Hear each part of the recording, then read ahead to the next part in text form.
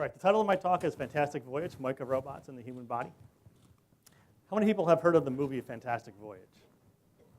Okay, good, more than I thought. So this is a movie from 1966 where there is a patient who is in a coma due to a blood clot, and they shrink down 4 scientists into a submarine, and they put it inside the patient to try to go and clean out this blood clot.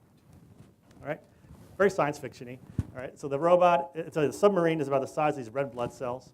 They wanted to go there. It has to dodge these red blood cells as it goes around the body. It has to fight off the body's immune system in order to accomplish the task.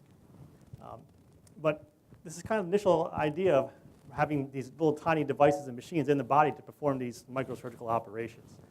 So it kind of set the vision for what people are thinking we can do in the future. Right? We want to be able to have small robots like this, around the same size as a red blood cell, with onboard cameras, intelligence, computing, and little end effectors there who can do all these useful tasks. So today I'm going to talk to you about how far along we are to getting to this goal. We're still a little bit far away, but we're getting closer than you might think. Right? So how small is small? So let's look at the length scale here. Right? So the most things that we use today are the larger scale, macro scale, around a centimeter or higher. For example, an ant is about 5 millimeters. When you get a little bit lower than that scale, a head of a pin is about 1 to 2 millimeters in diameter. And then you get down to this micro world, which is less than a millimeter in size, but bigger than a nanometer.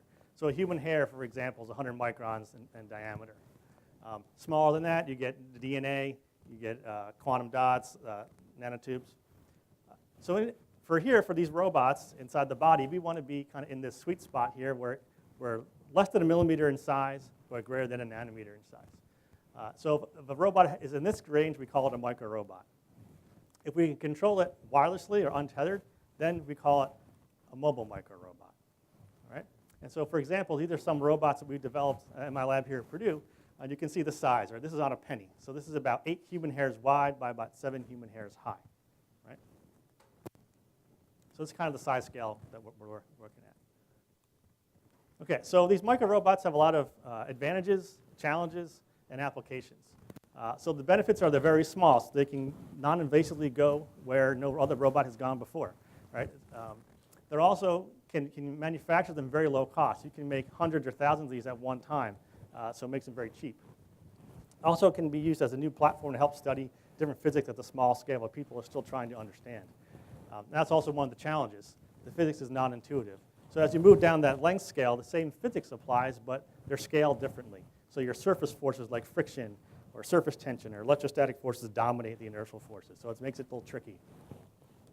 They're also so small, it's hard to get onboard power, computation, intelligence on them. So that's also a challenge.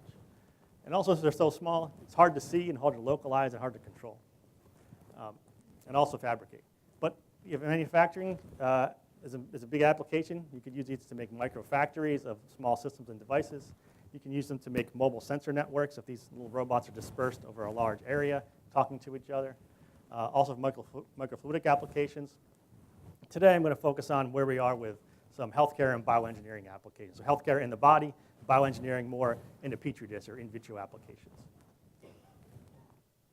Okay, so there's 2 kind of main research questions people are working on to make these microrobots. First is how do you design, fabricate a single or multiple one of these microrobots, and then also how do you control them. The other one is how do you get intelligence on board these robots and also get them to move around complex environments. So I'm going to talk to you about how we've done that in my lab and also others around the world in order to accomplish these tasks.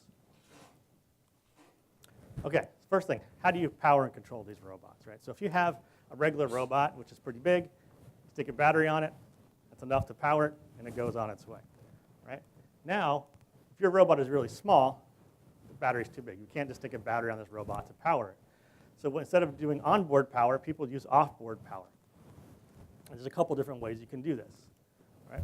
The first way that came up in early 2000s was using electrostatic fields. Right? So here you have electrodes, which are underneath on a specialized substrate. And then this robot then kind of looks like a little L-shaped object. And you can put different potentials or voltages on that electrode, and it'll have it compress and come up as it moves across the surface. It'll inchworm its way along there. video. Let me just get that video to play.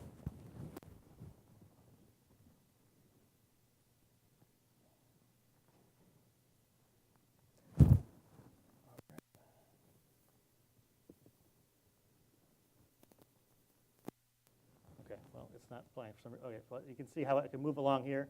There we go. And so it also has a steering arm on the back end of it, so you can also use the electrostatic clamping to put that steering arm down and then move it around to turn it, and then you can pick it back up and then traverse it along its way. Another way is with optical or thermal actuation. So here, this is a microstructure, and you use an external laser beam to heat it up. And when it heats up, it will deform, and these legs will move, will bend, and you can use that and then to walk and crawl across the ground. Finally, you can use chemical propulsion. So here you have this polymer tube with some platinum on the inside, and you put it in a solution of hydrogen peroxide. And that will then cause a reaction inside, and these bubbles will come out the back, and you use it as like a little micro rocket and propel it around the workspace.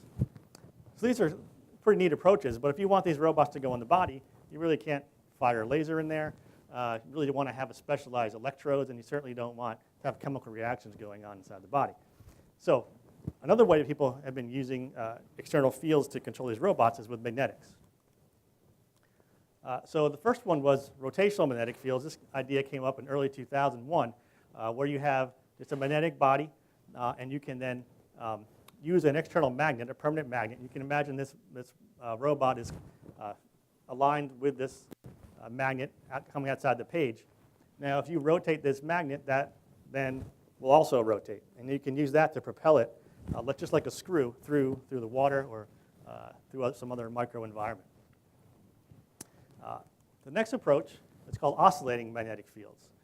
So here, this is a micro-robot developed at ETH Zurich.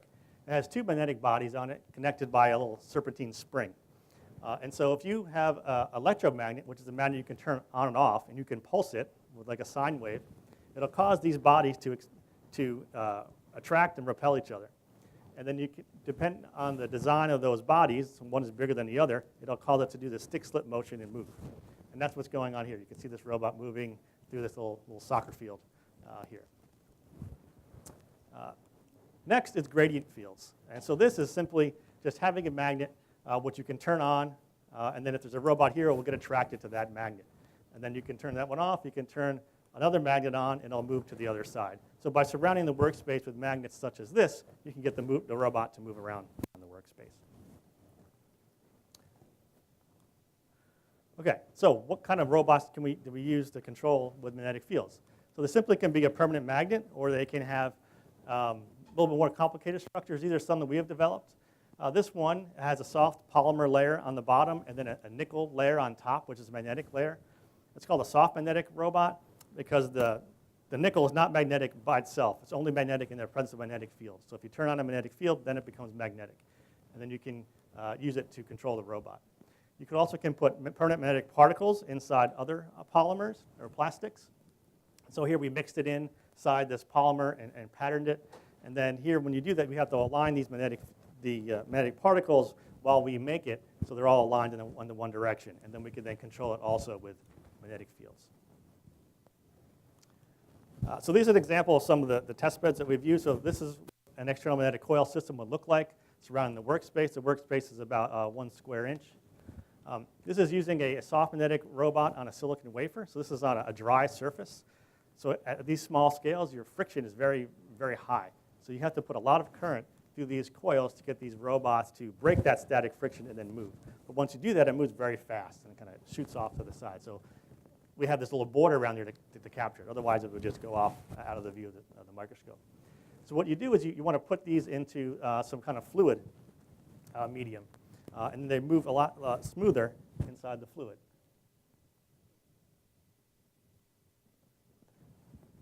And so in here, these robots, so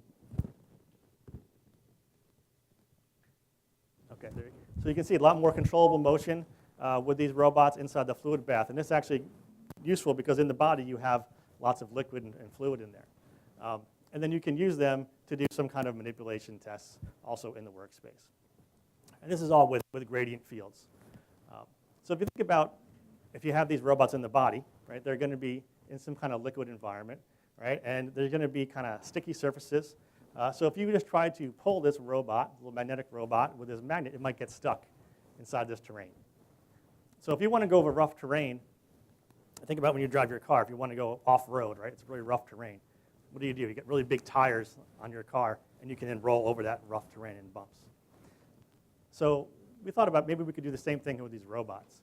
So what we did was we added another magnetic body to the robot, an opposite direction, oppositely poled. And then we could add some other electromagnets to the workspace. And then we can turn these on and off different ways to get this robot now, instead of to drag it across the surface, it can roll like an all-terrain tire. Roll to where we need to be. And if it's functionalized with drugs, once it gets there, then it can release those drugs into the tumor or wherever it happens to be. And so that's the idea behind this microscale tumbling robot that we've developed. So it looks like a dumbbell. It's about 3 human hairs wide by 4 human hairs long. You see it here on a dime. And we can use this in two modes of operation. The first is that tumbling mode. So we have our external magnetic field. We can first turn the coil on from the bottom, and it'll cause one bell to be attracted and one to be repelled, and it'll stand up. Then we can turn that bottom coil off, turn on one of the side coils to get it to tilt to one side. Then we can turn that side coil off and then turn the bottom one back on, and then get it to fall over. And we can now repeat this cycle to get it to roll along this rough terrain. We can also use it in the second mode of operation, which is sliding mode. So here, we can stand it up again, and then we can turn it to get it to tilt to one side. But rather than having it cycle over, we stand it back up again. And then we can repeat this, and it'll kind of walk in the stick-slip motion across the substrate. And so the idea is you can use this tumbling locomotion to get where you need to be. And once you get there, you could do some manipulation task with the sliding mode. And then you could maybe release a drug payload to where you need to be. So these things are really small, so how do we make them? Right? So we make them the same techniques that you would make microchips. Right? So first we start off with a silicon layer. We add a sacrificial layer of material, something we can dissolve later on. Then what we do is we pattern photoresist, which is just one layer of thin material, and it's photosensitive. And so what we can do then is we add a mask. So a mask is just something that can block light or let light go through. And so we then expose this wafer and this photoresist to UV light. And so wherever the region that has the light will stay there, and then whatever is blocked by the light will go away when you develop it. Right? So this way, then you can pattern this photoresist. So now we have made this little piece here, any geometry that we want to define. So now what we do is we add a layer of the polymer with now these magnetic particles in it. Okay, so now we have to pattern this. And we can pattern it the same way. When they make a new mask, we develop it, and we have this other piece for one of the dumbbells. But when we do this, we also need to heat it up in order to cure it. And when we do this, we put a magnet in between the wafer and this hot plate. And so what that does is it causes these magnetic bodies then to be aligned with north on the top and south on the bottom. So then we can repeat this process, another layer of photoresist magnetic particles, and we can pattern it. But now we want these to be oppositely poled. So what do we do then? During our hot bake procedure, we change the direction of this magnet. And so now, in this case, it gets these poled in the opposite direction. Now we have south on the top, north on the bottom. And then what we can do is we can get rid of this red layer using a solution. It dissolves, and we're left with the robots. Right? Okay, so here is some of these robots in action. So here we looked at these tumbling robots on different surfaces and substrates. So here it's on a silicon wafer.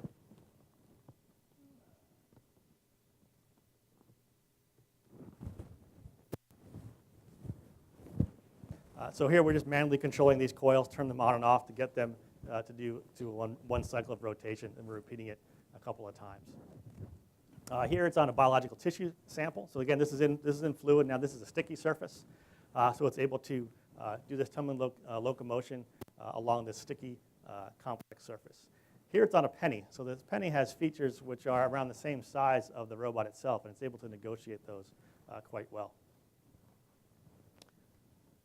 Now we're doing a sliding mode operation, so now you can see it walking across the surface using that stick-slip motion. And then we can see it here actually pushing this one little little triangle part to a location, showing that we can actually manipulate objects here as well. So this video shows the robot traversing bumps. It's a little bit hard to see, but there are different bumps here in the scene, and it's able to roll over those. It also can go up slopes, so we can go up inclined planes, all these complex surfaces. We're also looking at different alternative actuation techniques where now we can actually tumble it on the other way and also see what other surfaces we can negotiate here. So we're going towards an all-terrain micro-robot to get to these complex surfaces, ideally. Okay, so that works pretty well. Another application for these robots, for medical application, would be, it's called an in vitro application, so inside a petri dish. All right, so if you have a biologist has a petri dish, they grow cells. A lot of times they're all grown together, all in one big bunch. What you want to do is isolate one of these cells by itself to perform some experiment on it, or you want to have these cells arranged in some kind of fashion so they can then be built up for a tissue engineering application or to grow like an artificial organ or something like that. So the problem is when you do this, you use a probe on a micromanipulator, and you will push this cell to where it needs to go to manipulate it. But the users have no idea of how much force they're applying to the cell when they do this. A lot of times you can damage the cell if you're not careful. So it would be nice if you could have a robot which could help with this. So it could actually push these cells, but also make sure that you don't have applied too much force. Also with these cells, they're pretty unique structures. So they have a nucleus in the middle, and they have a cytoskeleton, which is like the skeleton of the cell, inside there as well. And if you push on the cell with a small force, this cytoskeleton will actually reconfigure itself and be stiffer where that force is being applied. So there's a whole area of study called mechanobiology, trying to understand the mechanics of forces and how that interacts with the cellular development. So again, if you had a robot which could apply these small-scale forces at particular locations, it would be very useful. Finally, if you have two different cells and you can probe them by pushing them with a small force and observe their deformation, this displacement force relationship is one way to measure the stiffness of the cell and characterize them. And actually, this can be a useful way to characterize normal cells from cancerous cells, because they're known to have different stiffness properties. So again, if we had a robot that can help with these tasks, it would be great. I said, okay, maybe we can do this. We can take our magnetic micro-robot that we have here and use that as a base for our system. And then we can add to it what's called a vision-based micro-force sensor. So what this is, it's a calibrated structure, so we know the stiffness of this in the plane. And we can use it to push on an object. And then as this deforms, we can record that deformation with a camera. And if we know the stiffness and we know the displacement, we can figure out what the force is. This is like a spring where the force equals stiffness times displacement. And so that's kind of the idea. Can we add this as an end effector to our magnetic micro-robot? So this fabrication process is a little bit more complicated. I'm not going to go through all the steps here. But I will say now we have this soft material that has to deform as we're pushing on the object. So we need to make a mold for this material. So we can then mold it in the right geometry, God bless you, and then we can take away the silicon base at the end of it. And so that's how we make this. Again, these are small. These are about 500 micron footprints, about 5 human hairs by 5 human hairs length and width. Okay, so this is some of these robots in action. So here we just add a magnetic body to the end of it and use that to control it with the magnetic fields. And you can see that it has a soft end effector here, a little spring part. So we can control it using these gradient fields to move around the plane. So here it's pushing this cell analog. It's about a 250 micron sphere, and you see how it is deforming. So we can track that deformation in real time, and then we know how much force we're actually applying. Just like you can have your car or an autonomous car follow GPS waypoints, we can do the same thing here with our micro-robot. We can plan a path for the robot to follow around obstacles, and these are our little waypoints or GPS coordinates, and we can get this robot to autonomously follow that path and then push these little cells where they need to go. Again, while we're doing this, we can record the force to make sure that we're doing these safe tasks with these cells. Here is a newer version that we have. You can see the real-time tracking that we have running here, and actually the force that shows up on the screen as we're pushing this object. Here it's pushing on a fixed object, so we can tell it we want to apply a 6 micronewton force to this object, so we can actually program that into the control loop to do that. Also, we can tell it that we want to manipulate this object while making sure that our forces stay below a certain threshold. so we can have that also all done in closed loop. Here we're showing teleoperation of just assembling small components. So these could be cells which you want to arrange in a certain way. Here we're making them into the shape of a P for Purdue. These are just small little plastic parts, essentially. We also can use them to collect objects, which we'll see in the next scene where we have a bunch of little microspheres. We can also very precisely move these around once we get that little last piece in there. So here we're just kind of pushing these things through the workspace. Okay. So all of these robots, we make them with these standard lithography procedures. They're all inherently just 2D with 1D extrusion. So it will be nice to be able to go to some 3D mobile micro robots. So how do we do that? Well, everyone probably is very familiar with 3D printing, right? So now there's a new market now where we can do microscale 3D printing. So if you have these new fabrication techniques, these can enable new designs and new capabilities. So this is a video from this company called Nanoscribe, which is a commercial company which sells this machine. And you can actually make these. This is a jet, which is going to be printed 125 microns wide. So that's about the width of a human hair. All you need is a CAD file. So you have the CAD file, you do your certain settings. This has essentially a photoresist, a liquid photoresist, and a laser in the system. So the laser then will, layer by layer, polymerize these different features and then build this thing up in 3D, one at a time. And so this is actually a real-time video of how long it takes to actually print this part. And so again, this is a scale bar of 20 microns, so this is 125 microns wide here by 80 by 26 microns high. So you get very, very fine features now at this micro and even nano scale. And you'll see when it gets done what it looks like. They'll do a 3D view and a scanning electron microscope image of it. So you can see the different focal planes, and then you'll see. So there's very, very fine detail here at the nanometer scale for these robots, for these parts. So can we use this to make robots? So this next video shows an example of a robot which was 3D printed with this Nanoscribe machine by some researchers in Germany, and they call it a sperm bot. And you'll see, and this is now we're still in the petri dish, but we're getting more towards closer to actual applications in the body. One of the main causes of infertility is low sperm motility, sperm that are healthy but can't swim. Now a team of scientists has developed a possible solution. Behold, the sperm bot. The sperm bot is invented the team at the IFW in Dresden, Germany. Led by Oliver Schmidt, the scientists were looking for alternatives to infertility treatments like artificial insemination and in vitro fertilization, which have average success rates under 30%, according to British government statistics. Schmidt published the team's work in the ACS journal Nano Letters. The sperm bot is a tiny metal helix just large enough to wrap around the tail of a sperm. Using a rotating magnetic field, these micromotors can latch onto a sperm and drive it into an egg for potential fertilization. The researchers say a lot more work needs to be done before testing in humans begins. But their success in the petri dish is a promising start, one that could someday lead to a treatment for male infertility.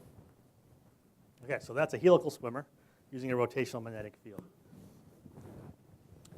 So that's kind of some different micro-robot applications for these petri dish applications. So now if we go into the body, we can use actually magnetic gradients to control a small magnetic body inside your eye.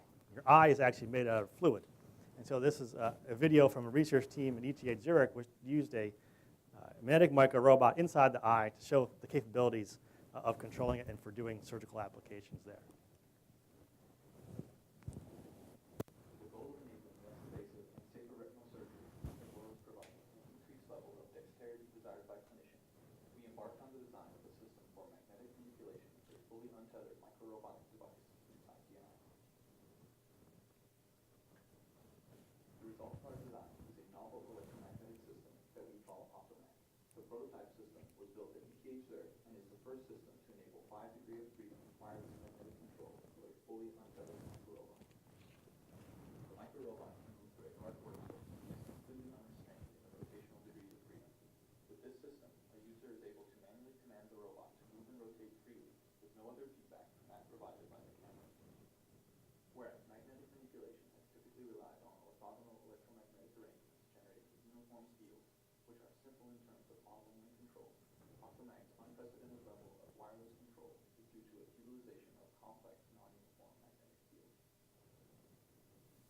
A variety of devices in the millimeter and submillimeter range can be controlled. We have thus far experimented with devices made from micro-assembled cobalt nickel pieces, stainless steel tubing, and neodymium iron boron permanent magnets.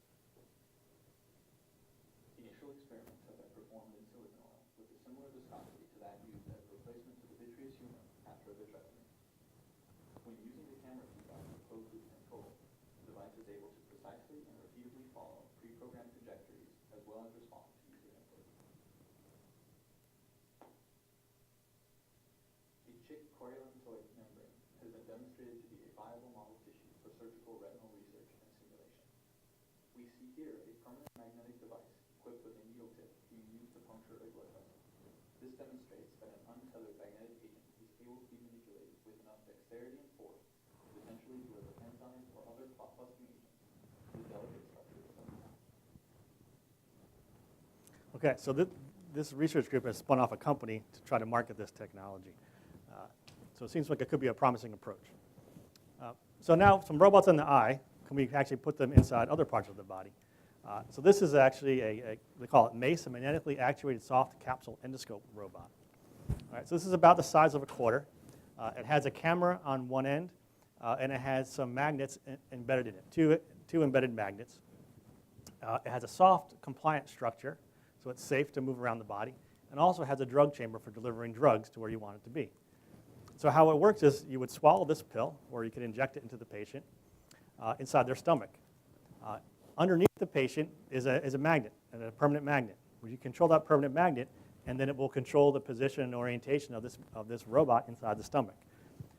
And they usually use a rolling motion, like we talked about with the tumbling robot, to roll along the surface. And then once it's there, you can actually move this magnet closer to the patient and cause the two magnets then to be attracted to each other. It will compress that drug compartment chamber and then inject a drug at the target location. All the while, the doctor can actually see what's going on, so we can figure out, okay, this is a region where I want this robot to apply the drug. And so this is a video that kind of shows that in action. So here's just a camera. It is now being controlled by the magnet on the bottom to rotate and tumble. So this is the electropermanent magnet on the bottom. So whatever this does, the robot does above it, right? So it can follow that trajectory. And then you can move it up on its arm in order to get it to inject a drug. So again, it's using that rolling locomotion like we talked about before. And so here, it's going to decide that it's at a region where it wants to release the drug, and then it will automatically release the drug, and you can see a blue dye come out of the robot itself. There's a newer version of this watch, also has a needle in the middle of it. So with using the same action, you can actually have a needle come out and take a tissue sample, and then get back into the robot, and then it can, once it passes through, you can have that as a biopsy. Okay. So now we're getting smaller now. So what else can we do with these robots in the body? Well, maybe we can use it to fight cancer. Right? So if someone has a tumor, traditional approaches to fighting cancer would be chemotherapy, right? Where you have this drugs through IV drip into the patient, and it goes everywhere, kind of in the circulatory system. So that can cause a lot of trauma to the patient trying to recover from those procedures. While it all kills the tumor, it also can kill other parts of the body as well, or damage them. Another approach is radiation therapy. And so here you have a laser beam, high concentration of energy, is directed towards the tumor. Very high concentrations at the tumor to try to kill it, but as it's getting to the tumor, it also can touch some of the other surrounding tissues and organs, so that we would like not to be able to do that. We would like to be able to have a targeted drug, high concentration, just at the tumor and nowhere else. So can we use mobile microrobots to do this? Well, there is one approach where you can do that, called a microcarrier, magnetic microcarrier. So here you have a capsule which has magnetic particles inside along with the drug. There's enough magnetic particles inside there that you can control this with an MRI machine in the hospital. Right? The MRI machine uses magnetic fields to generate images. You can also use it to create gradients to control these robots. And so what you would do then, you would insert this into the patient. You would direct it with the MRI system. Once it gets to the tumor, it would release the drug, and then hopefully the tumor would be eradicated. And so there's a couple different groups working on this, on these magnetic microcarriers. So this works really well for tumors like in the liver, where you have large blood vessels which are going to them, so in this case around 150 microns or so. But if we want to get to tumors which have smaller capillary blood vessels to them, which are very small, such as the breast or colon or brain, you need something else, right? So the microrobots need to be a lot smaller, so probably no thicker than a couple of microns. All right, so now we're pushing towards a nanoscale. If they're that small, you don't really have enough magnetic properties in them where you can drive them with gradient fields, so they need to be self-propelled. Also, if you have these solid tumors, they have low concentrations of oxygen in them, and it's hard for these chemo and radiation therapies to be very efficient in those regions. So ideally, it would have some kind of sensor where it could sense the level of oxygen and then go to that part of the tumor to inject its drug. This is very challenging functional requirements to design a robot to do this. But we may not actually have to design something. Maybe we can use something that's already in nature and see if we can program it to help us accomplish this task. So I'm going to challenge your definition of a robot here. So if you look at, this is a bacteria. It's called the MC1 bacteria, right? So some scientist in Rhode Island found this in a stream in the early 90s, and it's a really, really unique structure. It's small. So it's about 1 to 2 microns in diameter, so it fits our size requirement that we need. Small enough for those blood vessels. It has these molecular motors which can rotate these flagella to propel it through liquid. Right? So it has a self-propulsion mechanism. So that's great, so we don't have to do it ourselves. We don't have to build a motor that's that small. Other really neat thing about it, it has magnetic properties naturally. It has magnetosomes inside it, and it causes them to swim in the direction of magnetic field. So that means then we can control it with an MRI system. We don't need the gradient field to pull it, but we can just steer it. We can essentially use it like a compass. We can change the North Pole, and it will just follow that direction. What is also neat is that it actually can sense oxygen naturally. It's a microphilic organism. So we can find these low concentrations of oxygen, and it can go there. So I would argue that if it has onboard sensing, it's controllable, has self-propulsion, and it's small, we could use this as a microrobot. So it's a bacteria mobile microrobot. So this is kind of how it would look. You could take these robots, these bacteria, you could functionalize them with drugs. All right, so it has these drugs on the outside. Just the propellers here. This is the magnetosomes, which you can use to be directed with a magnetic field. Now you're going to need a very high concentration of these to get to the tumor. So what you want to do is you want to put them in some kind of big vesicle, kind of like a bubble. And you can put all these bacteria in there along with some magnetic nanoparticles as well, because you need a lot of magnetic nanoparticles, so now you can drive this with the gradient of the magnetic field kind of closer to the direction of the tumor that you want. So you would inject this into the patient. Then you could use the MRI system then to have it go through the blood vessels to closer to where it needs to be. And if it gets to one of these very small blood vessels, then it will cause this bubble to burst and then release these bacteria. And so this whole swarm of bacteria now be in the system. So now instead of using the MRI to control the position of it, now we want to steer it to where we need to be. So we can fix a magnetic North Pole at the tumor. And all these bacteria now will converge inside the tumor. They will die there, and then they will release their drug at the target payload. So it may sound kind of futuristic, but people are actually working on this. So there's a professor in Montreal, Canada. He has an MRI system in his lab set up to do just this. And so they're actually doing animal trials currently to see how this was going to work. There's lots of questions still unanswered. How many robots do you need at one time to get enough drugs to kill the tumor? We don't know that.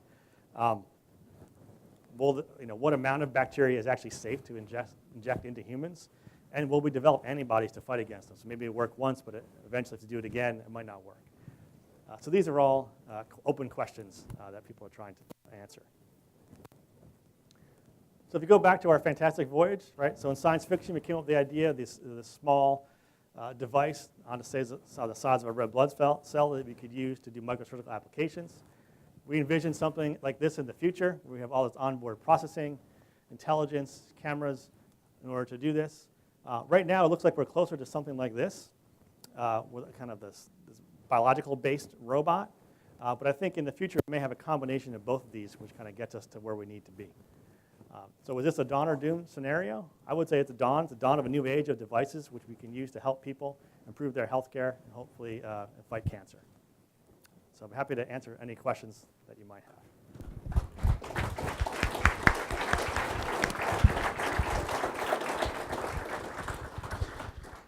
We've got a couple of mics we can run around, and my only request would be if you could state your question into the mic. That way we can make sure and get them on the videos when they're posted.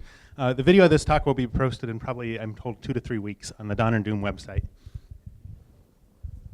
I'm assuming that if a person has, what am I trying to say, in your chest? Tumor? No. Robot? No, to control heartbeat. Oh, a pacemaker. Pacemaker, Yes. Thank you. Yeah. That you couldn't use this robotic technique, is that right? Yeah, so that you have to be careful with that because that could mess up the electrical signals that are going on there. So Okay. there may be a way you can put some hard lines into that and take it out of the surgical space to control that during the procedure. Okay. But yeah, that is a concern. Yep. Too bad.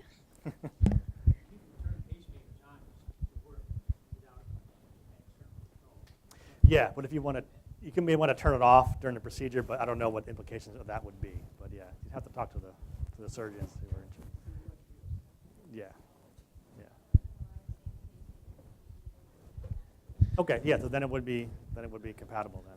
Just a reminder to use the mics because we want to make sure we get all this on the video. So the comment was that there are MRI compatible pacemakers today, so then it would be safe in these magnetic fields.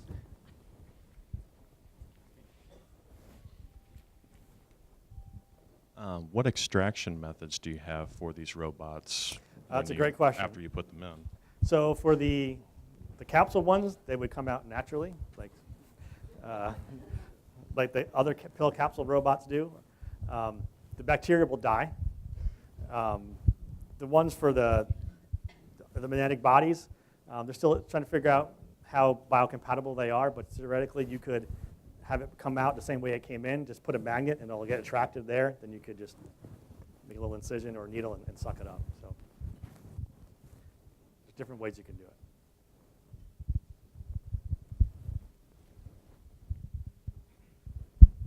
Hi, I'm just wondering about is the size of the payload, the medicine or whatever you're delivering a problem for this? Because I mean, you can make the robot small, but you still have to deliver enough medicine to Yeah, no, that's a be good question. effective. That's a good question. So you can only have so much payload, just like anything, right? So that's what we're trying to figure out. How many robots do you need in order to make an effective treatment?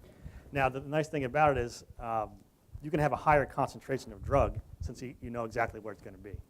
Right? So if you had to take something systemically, it's going to go everywhere, so you can't have such a high concentration. So here you can maybe have lower amounts but higher concentrations, but it depends on the treatment.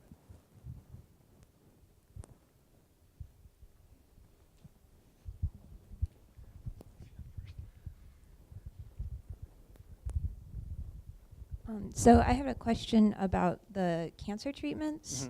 You were saying that the microrobots can target tumors and kind of use chemotherapy to specifically target those areas.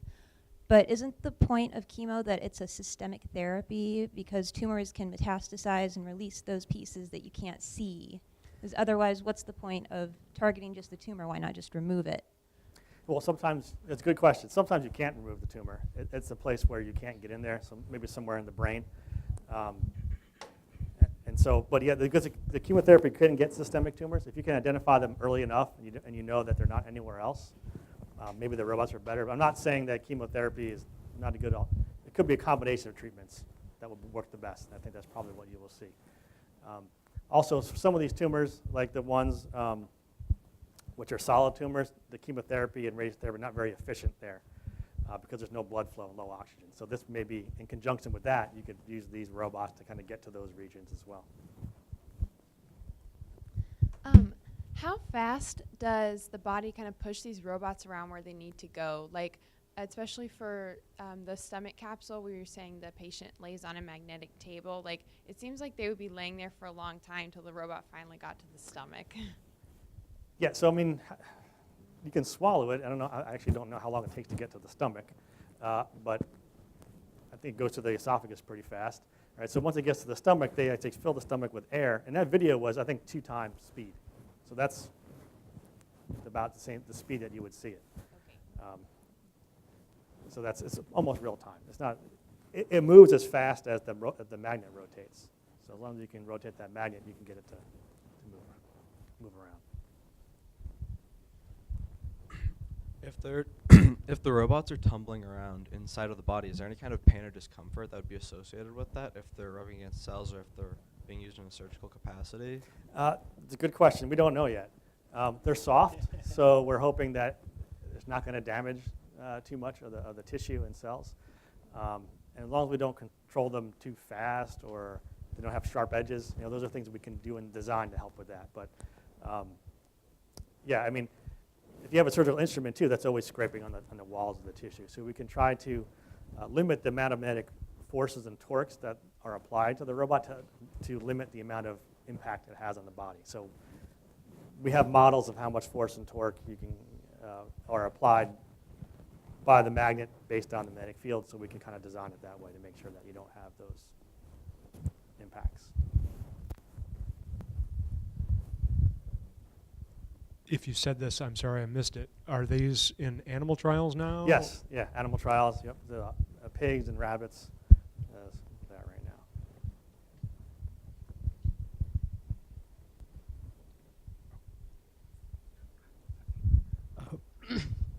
Sorry, would body temperature play a factor in the functionality? So these are they work in physiological temperature ranges, so that shouldn't be an issue. That's a good question.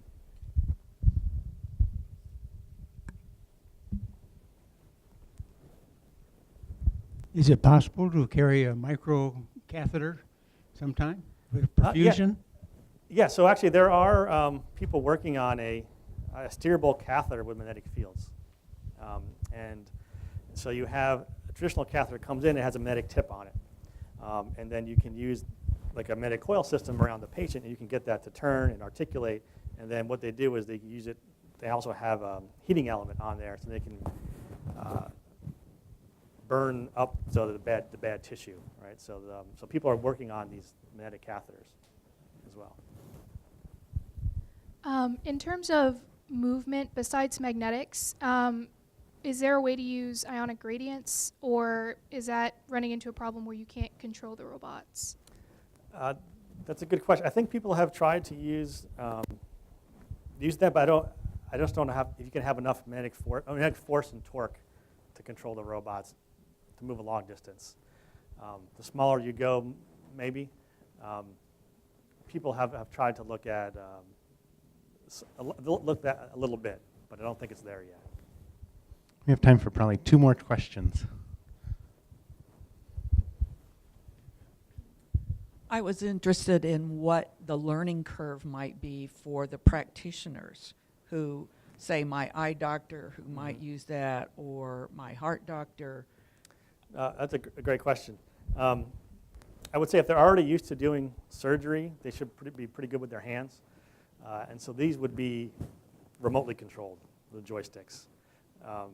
We don't want to turn these things loose autonomously in the body. It's not a good idea. So as long as they have good hand-eye coordination, and obviously you have to practice, but if they're used to using joysticks or small tools, hopefully it would not be that big of a hurdle.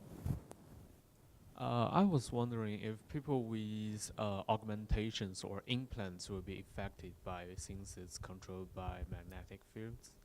Yeah, this is a good question. So it's similar to the other question we had earlier about a pacemaker. If there is electrical signals going on, the magnetic fields could disturb that. Obviously, if you take an MRI done, you don't want to have any metal on you. That could be an issue. So we could target it hopefully to a smaller region, or maybe there are other treatments you could use that could help with that. Well, thank you so much, David. This has been amazing. And thank you all for being here this morning. There will be another presentation starting in about 15 minutes in this room. If there's any really pressing questions, I'm sure you'd be happy to come up and ask him. But thanks for being here. Thank you.